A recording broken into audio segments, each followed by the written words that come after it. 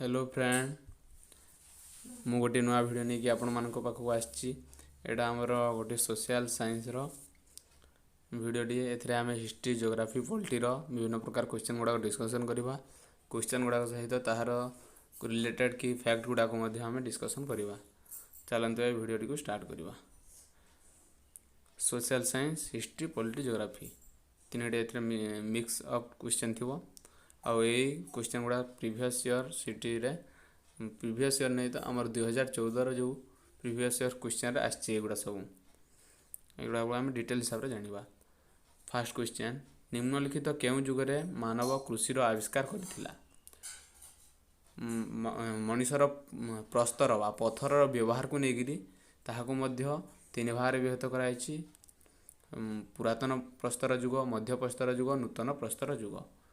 केउं से जो तीनोटी प्रस्तर युग विभाग करे केउं प्रस्तर युग मानव कृषिर आविष्कार करथिला? एहार सठिक आंसर टी हबो नूतन प्रस्तर युग। नूतन प्रस्तर युग मानव कृषिर आविष्कार करथिला। आउ आमे देखिबा आउ की करथिला मनुष्य से समय आउ की करथिला। पैलियोलिथिक। पैलियोलिथिक एटी होउछि हमर पुरातन प्रस्तर युग। पैलियो मीन्स होउछि ओल्ड बा पुरातन, लिथिक मीन्स होउछि पत्थर बा प्रस्तर जेनटा कहूछु। तार पैलियोलिथिक अर्थ पुरातन प्रस्तर युग। जेते बेले मनुष्य पत्थरर विभिन्न अस्त्र शस्त्र तैयारी करबा को जानला सेते बेले से जेतला पुरातन प्रस्तर युग कथा कहबा से समय तार आकृति ठीक नथिला। आदेड़ा खादेड़ा सब हेतिला। सेथिले ताहाको पुरातन प्रस्तर युग कहूछि। जेते बेले ताहा मध्य प्रस्तर युग, नूतन प्रस्तर को जीव ताहार से पत्थर जो अस्त्र शस्त्र बनैबा कौशल रे बहुत उन्नति देखा देथिला। आउ से समय से कौन करथिला से ना तार निजर बंचिबा पई से पशु शिकार करुथिला। आउ रहबा पई गैदरिंग करिकरी गणेश गुंफा रे रहुथिले। आउ समाने जाजावर जीवन यापन करुथिले। समाने कोनसी जगह स्थायी हेकी रहु नथिले। जोटी खाद्य मिलला सेठी रहिले, सेठी यदि खाद्यर टिके अभाव देखा देला से अन्य स्थान को परिवर्तन हेले एमती जाजावर भाव रे जीवन यापन करुथिले।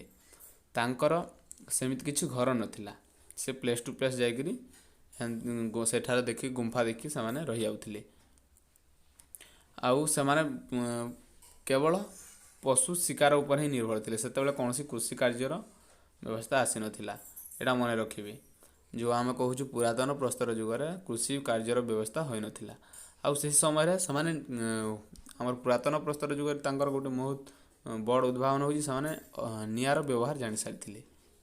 नियार व्यवहार जानिथिले कि से से पोड़ा मांसर स्वाद पाइले आस्ते आस्ते से नियार मध्य व्यवहार करबा को लागिले। जेते नूतन प्रस्तर युग आसिला से नियार पूरा ठीक सदुपयोग करबा से जानि सारिथिले। तापरे समाने गोटे गोटे ग्रुप हेकी रहुथिले। प्रत्येक ग्रुप रे 20 रु 30 जन रहुथिले। आउ से समय रे जो पुरुष माने समाने पशु शिकार करुथिले। आउ जो तांगर स्त्री माने समाने घर रे तांको पिला छुआ को संभालुथिले। आउ तांको विषय हम केमती जानिबा को पाइजे कोनसी गुंफा मानकर जो चित्रकला सहित किछि लेखा पढ़ा तांकर जानि नथिले से थरे चित्र मानक द्वारा हमें किछि जानि पारिछि तांको विषय रे। आकु जीवा तापर आसिला नियोलिथिक। नियोलिथिक बेले तांकर टिके अस्त्र शस्त्र ऊपर उन्नति हला। समाने उन्नत मानर पत्थर उन्नत मानर अस्त्र शस्त्र निर्मित करि पाले जहा कि पशु शिकार आउ एई समय रे समाने चाष कार्य मध्य जानि सारिथिले। तेणु सेथिरे मध्य समाने व्यवहार करुथिले। आउ कोन करुथिले एमाने पशु माननकु पालन करबा लागिले। डोमेस्टिकेट एनिमल्स आर तो पशु पालन करबा को लागिले। आउ से प्रथमे से माने कोन को पशु को पालन करथिले एटा हो डॉग जहा को से शिकार करबा पई यूज करुथिले। आउ कोन होइतिला ए समय रे समाने माटी पात्र जानिथिले तयारी करबा पई तयारी कर जानिथिले। तापरे हमर वेविंग मशीन जेटा कहूछु मोर लुगापटा जो गछर बकल एटा मन को नै लुगापटा तांकर जो वस्त्र निर्मित कर पारुथिले। आउ से खाद्य संचय करी मध्य रखुथिले एई समय रे। तापरे नेक्स्ट क्वेश्चन होछि भारतीय जातीय कांग्रेस रो प्रथम सभापति किए थिले? भारत जातीय कांग्रेस जेकोसी भी एग्जाम हो आमर स्टेट हो कि सेंट्रल लेवल हो जहाँ भी हो आईएनसी रु निहाती क्वेश्चन गोटे दुईटा तीन टा आसथिबो आउ एई आमर सिटी रे तो मोस्टली दुईटा रु तीन टा आसथिबो निहाती ही निहाती। भारतीय जातीय कांग्रेस प्रथम सभापति होउचंती उमेश चंद्र बानर्जी आउ फास्ट ऑप्शन रे देजी आलान एक्टिवियन होम ए होउचंती जहाँ भारतीय जातीय कांग्रेस जो प्रतिष्ठाता से ही तैयारी करथिले बा सुपारिश करथिले तैयारी करिवा पई ता विषय टिके आम जान नबा। इंडियन नेशनल कांग्रेस केभे फॉर्मेशन हेतिला बा केभे फाउंड हेतिला एटा फाउंड हेतिला हमरो 28 डिसेंबर 1885 आउ यही दिन तांकर फास्ट सेशन हेतिला जोटा कि बॉम्बे रो गोकुल दास तेजपात संस्कृत कॉलेज रे आउ सेथिरे टोटल 70 मेंबर अटेंड करथिले आउ एटा फाउंडर होचंती एह्यूम आउ से प्रथम जो सेशन हेतिला सेने सेठार सभापतित्व करथिले उमेश चंद्र बानर्जी। आम गोटे आनिबा इंडियन नेशनल कांग्रेस और भारतीय जातीय कांग्रेस गोटे फुल फ्लेज वीडियो आनिबा जो आम प्रत्येक सेशन विषय में डिस्कसन करवा। नेक्स्ट बंगभंग क्यों मसीहार संगठित होइतिला बंगभंग बा जो बेंगल पार्टीशन केबे हेतिला एटा हेतिला 1905 रे आउ से समय भाइसराय किए थिले से भाइसराय थिले आमर लॉर्ड कर्जन थिले सेतेबेले भाइसराय लेख छाड़ी दिखाई लॉर्ड कर्जन होते जोटा कि 1905 रे होता 19 जुलाई से समय जो बंगाल जो गवर्नर थे ताकू से भारतर भाइसराय बोली मध्य कह जाउथला तार तो मेन सेंटर थिला तांकर आमर जो इंग्रेज मानकर कोलकाता थिला कलिकता प्रथमे थिला केउटी भूत्वकर मुख्य उपादान नुहे आम जो पृथ्वीर आभ्यंतरीण स्तर गुड़ा केते भाग में विभक्त कर विषय प्रथम जाणवा तापर आम जापर कौटा जो आमर भूत्वकटा कौ उपादान से बेसी मिली थाए आमर जो भूपृष्ठ रु केते किमी 50 किमी भीतर को आमर भूत्वक रही थाए आउ भूत्वक को लिथोस्फीयर मध्य कहा जाय थाए आउ भूत्वक आउ मांटाल जो मझीर स्तर को आमे आस्थेनोस्फीयर मध्य कही थाउ आउ भूत्वक रु मेंटल को केते किमी पर्यंत विस्तृत थाए एटा हमर 700 किमी पर्यंत 700 किमी पर्यंत आउ पुणी मेंटल रु कोर तो केते किमी पर्यंत विस्तृत थाए टोटाल आमर केते थाए एटा होची आमर एटा हे गला भूत्वक रु मेंटल को हे गला 50 मेंटल रु कोर को हे गला आमर 3000 पाखापाखि 3000 पाखापाखि रही थाए आउ भूत्वकटा कहा को नहीं गठित सिलिका और आलुमिनियम से कहे सियाल बोली मध्य कह जाए से सिलिका और आलुमिनियम बेसी परिमाण रे मिली थाए आउ आमर जो मांटाल स्तर कौन बेसी मिली थाए ना से मिली थाए सिलिका आउ मैग्नीशियम से सीमा कह जाए आउ ये आमर निकेल आम कोर रे निकेल बेसी देखा मिली थाए आउ फेरस लोहा आउ निकेल देखा मिलता है तेनाली निफे कह जाए तीन स्तर 3टी ना भी सेमती मन रखी ने सियाल सीमा निफे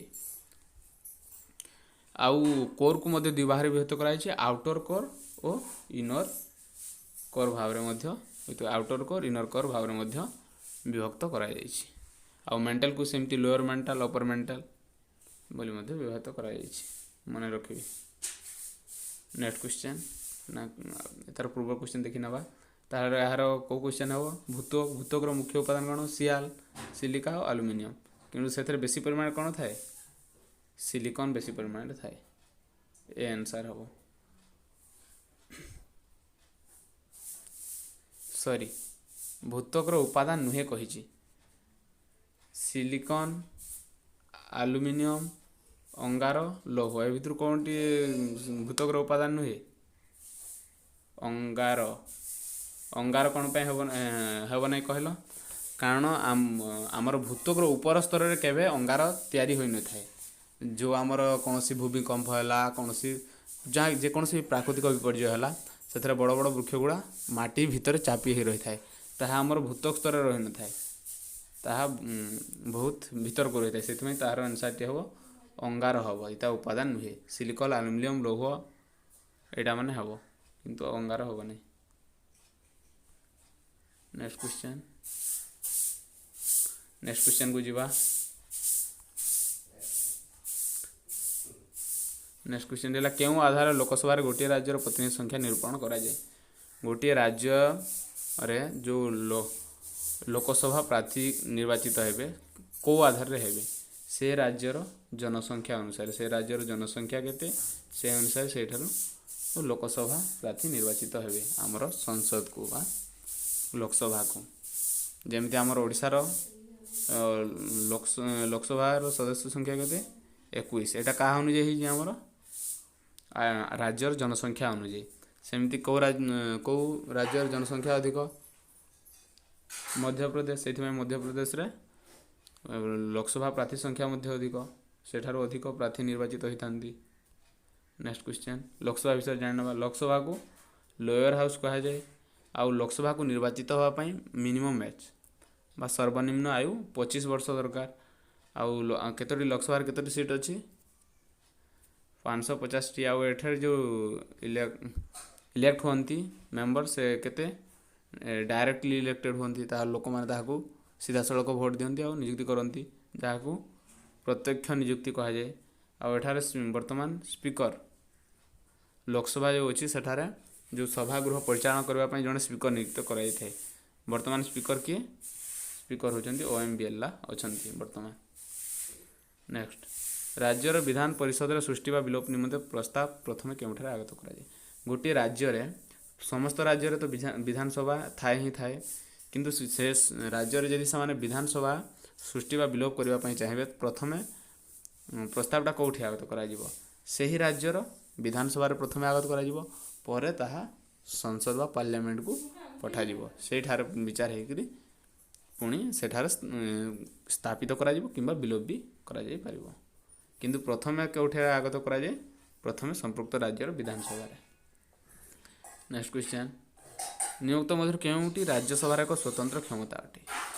राज्यसभार स्वतंत्र कही स्वतंत्र सबुठार गोटे अलग क्षमता जोटा कि लोकसभा पाखरे मध्य न थाए सेटा होची नूतन सर्वभारतीय सेवार सृष्टि करि परिबो राज्यसभा।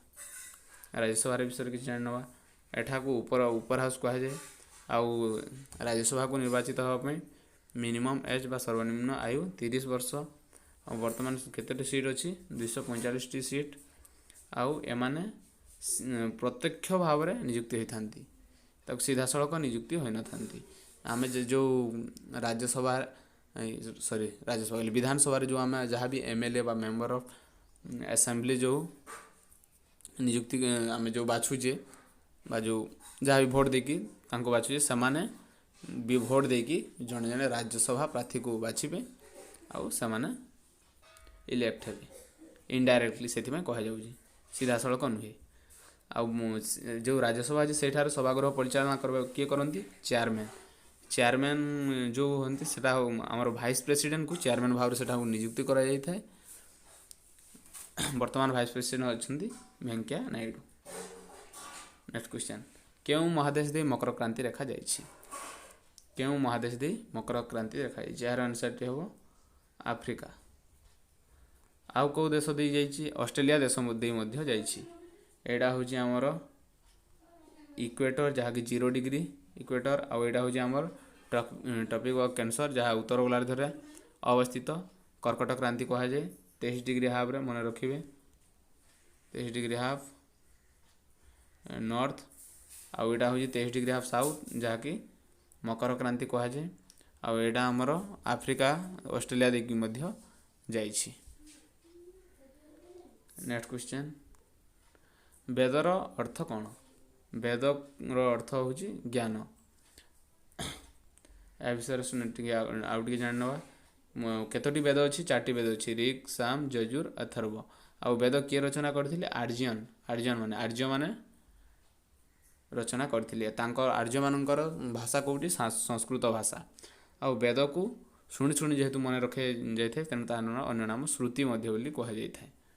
ଆଉ ଋଗ୍ ବେଦରେ ତ ଆମର ଯେଉଁ ଯାହା ଶ୍ଲୋକ ଦେଇଛି, ସାମ ବେଦରେ ସଙ୍ଗୀତ ଦେଇଛି, ଅଥର୍ବ ବେଦରେ ଆମର ଗୁଣି ଗାରେଡ଼ି ଦେଇଛି, ଆଉ ୟଜୁର୍ ବେଦରେ ଆମର ପୂଜାର୍ଚ୍ଚନା ପଦ୍ଧତି ଯେଉଁ ଆଗ କାଳର ଯେଉଁ ରୀତିନୀତି ବିଷୟରେ ଦେଇଛି, ରିଚୁଆଲ୍ସ ଯାହା ବି ସେମାନେ ରୀତିନୀତି ଥିଲା ଆଗ ସମୟରେ ସେ ବିଷୟରେ ଦେଇଛି ଆମର ୟଜୁର୍ବେଦରେ। ଆଉ ଆମେ ଦିନ୍ ଇ ଇଲାହି କିଏ ପ୍ରଚଳନ କରିଥିଲେ? ଦିନ୍ ଇ ଇଲାହି ନାମକ ନୂତନ ଧର୍ମ କେଉଁ ସମ୍ରାଟ ପ୍ରଚଳନ କରିଥିଲେ? ଏ କରିଥିଲେ ଆକବର। ଆକବର ଜଣେ ଏମିତି ରାଜା ଥିଲେ ଯିଏକି ସବୁ ଧର୍ମକୁ ସମ୍ମାନ ଦେଉଥିଲେ, ଆଉ ସେ ହିନ୍ଦୁମାନଙ୍କ ଠାରୁ ଜିଜିଆ କର ମଧ୍ୟ ଉଚ୍ଛେଦନ କରିଥିଲେ। ଆଉ ତାଙ୍କ ପିତାଙ୍କ ନାମ ହେଉଛି ହୁମାୟୁନ୍, ମାଆଙ୍କ ନାମ ହେଉଛି ହମିଦା ବାନୁ ବେଗମ୍। ଇଏ ଥିଲେ ତୃତୀୟ ସମ୍ରାଟ ମୋଗଲ ସମ୍ରାଟଙ୍କର। ପ୍ରଥମ ସମ୍ରାଟ ଥିଲେ ବାବର, ଯିଏକି ହେଉଛନ୍ତି ଭାରତରେ ମୋଗଲ ବଂଶର ପ୍ରତିଷ୍ଠାତା। ତାପରେ ଆସିଲେ ତାଙ୍କ ପୁଅ ହୁମାୟୁନ୍, ହୁମାୟୁନ୍ଙ୍କ ପରେ ଆସିଲେ ଆକବର। ଆଉ ଇଏ କେବେ ଜନ୍ମଗ୍ରହଣ କରିଥିଲେ? 15 ଅକ୍ଟୋବର 1542ରେ ଜନ୍ମଗ୍ରହଣ କରିଥିଲେ। ତାଙ୍କ ମୃତ୍ୟୁ ହୋଇଥିଲା 17 ଅକ୍ଟୋବର 1605ରେ। ଆଉ ଇଏ ଦିନ୍ ଇ ଇଲାହି ଧର୍ମ ପ୍ରଚଳନ କରିଥିଲେ 1582 ମସିହା ବି ଇମ୍ପୋର୍ଟାଣ୍ଟ।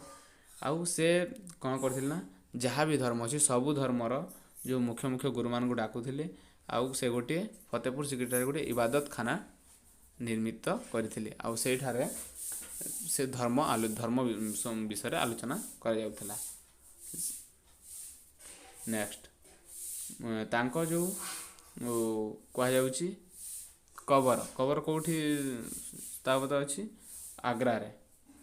ଆଉ ସେ ଦୁଇଟି ତାଙ୍କର ମୁଖ୍ୟ ଯୁଦ୍ଧ ହେଉଛି ଆମର ବ୍ୟାଟଲ୍ ଅଫ୍ ପାନିପତ, ଯେଉଁଟାକି 1556ରେ ହେଇଥିଲା। ଆଉ ବାବରଙ୍କ ତରଫରୁ ବୈରାମ ଖାଁ ଯୁଦ୍ଧ କରିଥିଲେ, ବୈରାମ ଖାଁ ଆଉ ହେମୁଙ୍କ ମଧ୍ୟରେ ହୋଇଥିଲା। ଆଉ ଗୋଟେ ହେଉଛି ବ୍ୟାଟଲ୍ ଅଫ୍ ହଳଦୀଘାଟି, ଯେଉଁଟା ଅଛି ମେୱାରର ରାଜା ରାଣା, ତାପରେ ମହାରାଣା ପ୍ରତାପ ଓ ମାନସିଂଙ୍କ ମଧ୍ୟରେ ହୋଇଥିଲା। ବାବରଙ୍କ ତରଫରୁ ମାନସିଂ ଲଢ଼ିଥିଲେ, ଆଉ ଦୁଇଥିରେ ସେ ବିଜୟ ଲାଭ କରିଥିଲେ ଆକବର। ଏତିକି ଆକବର ବିଷୟରେ। ବାୟୁ କେଉଁ ପ୍ରକାର ସମ୍ବଳ? ବାୟୁ ହେଉଛି ନବୀକରଣ ଯୋଗ୍ୟ ସମ୍ବଳ, ଯାହାକୁ ଆମେ ପୁନର୍ବାର ବ୍ୟବହାର କରିପାରୁ। ଥରେ ବ୍ୟବହାର କଲେ ଆଉ ଥରେ ବ୍ୟବହାର କରିପାରୁ, ସେଇଟା ହେଉଛି ନବୀକରଣ ଯୋଗ୍ୟ ସମ୍ବଳ। ଯେମିତି ବାୟୁ, ଜଳ, ଆମର ବୃକ୍ଷ, ଏଇଟା ଗୋଟେ ନବୀକରଣ ଯୋଗ୍ୟ। କିନ୍ତୁ ଆମେ କୋଇଲା, ପେଟ୍ରୋଲ, ଏଇଟା ଗୋଟେ ଯାହା ବି ଖଣିଜ ସମ୍ପତ୍ତି, ଏଇଟା ଗୋଟେ ନବୀକରଣ ଅଯୋଗ୍ୟ ସମ୍ବଳ। ବାୟୁମଣ୍ଡଳ କେଉଁ ସ୍ତରରେ ପାଣିପାଗ ଘଟଣାବଳୀ ମାନେ ପରିଲକ୍ଷିତ ହୁଏ? ବାୟୁମଣ୍ଡଳରେ ଟୋଟାଲ କେତୋଟି ସ୍ତର ଅଛି? 5ଟି ସ୍ତର ଅଛି। ଟ୍ରୋପୋସ୍ଫିୟର, ଷ୍ଟ୍ରାଟୋସ୍ଫିୟର, ମେସୋସ୍ଫିୟର, ଥର୍ମୋସ୍ଫିୟର, ଏକ୍ସୋସ୍ଫିୟର। ଟ୍ରୋପୋସ୍ଫିୟରଟା 0ରୁ ହାରାହାରି 10 କିମି ପର୍ଯ୍ୟନ୍ତ ବିସ୍ତୃତ।